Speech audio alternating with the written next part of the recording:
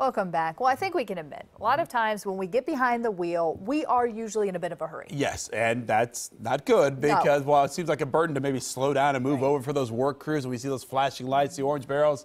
Not following the law can have serious consequences than just a ticket. And Jennifer here to explain. And we all know this all too well, but it's just something we care sometimes. Yeah, we've seen the social media campaigns. We've seen those message boards as well. In the last hour, too, I told you about Chad Hull, an ODOT highway technician who was involved in a crash while on the job in Licking County 5 years ago. A car sped into his work zone, and even though that incident did happen a while ago, his move over message still very relevant today.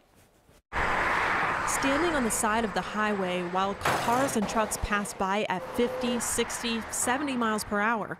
It's neither an easy or a safe way to make a living for ODOT workers. In fact, 153 ODOT crews were struck on Ohio highways in 2016, 152 in 2017, and earlier this year, 4 were hit within a 3-week period, including a crew just south of Columbus. I could tell that this guy wasn't stopping and he was doing at least 65, 70.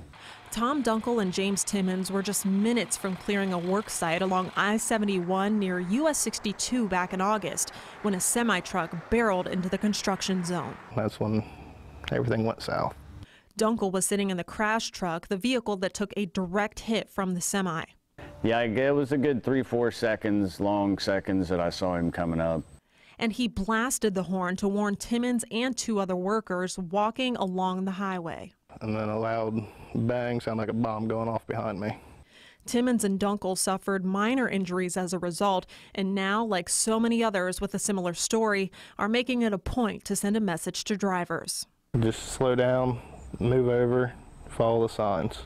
I'm a blue-collar guy that doesn't make a whole lot of money, but when I leave the house every night,